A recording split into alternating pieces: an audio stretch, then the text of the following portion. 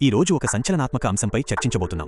దేశ విభజన జరిగి దశాబ్దాలు గడిచినా ఇప్పటికీ మనల్ని వేధిస్తున్న ప్రశ్నలు కొన్ని ఉన్నాయి. పాకిస్తాన్ పితామహుడు మహమ్మద్ అలీ జిన్నా అసలు ముస్లిం కాదా? ఆయన మూలాలు హిందూ మతంలో ఉన్నాయా?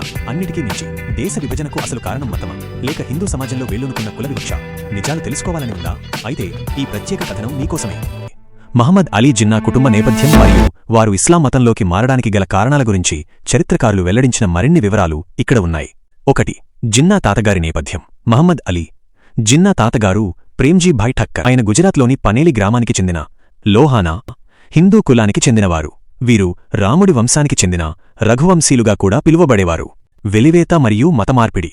అప్పట్లో లోహానా సామాజిక వర్గం కఠినమైన శాకాహార నియమాలను పాటించేది.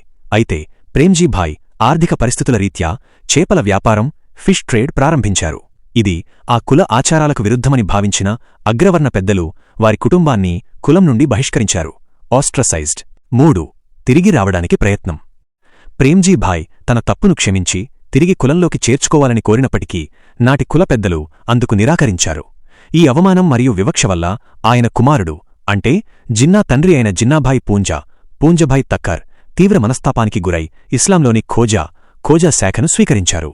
కుల వివక్ష లేకపోయి ఉంటే లేదా వారిని తిరిగి హిందూ మతంలోకి చేర్చుకుని ఉంటే చరిత్ర మరోలా ఉండేదేమో అని చాలామంది చరిత్రకారులు అభిప్రాయపడుతుంటారు. జిన్నా తండ్రికి తన మూలాల పట్ల ఉన్న గౌరవం వల్లనే తన కుమారుడికి మహమ్మద్ అలీ అనే పేరుతో పాటు తన గుజరాతీ ముద్దుపేరు అయిన జిన్నో అంటే సన్నని అనే అర్థంని ఇంటిపేరుగా కొనసాగించారు. ముగింపు. ఈ చారిత్రక సాక్ష్యాలు సామాజిక వివక్ష ఎంతటి తీవ్ర పరిణామాలకు దారితీస్తుందో తెలియజేస్తున్నాయి. అందుకే అందరికీ సమాన హక్కులు కల్పించే అంబేద్కరిజం మరియు భారత రాజ్యాంగం నేడు మనకు ఎంతో అవసరం.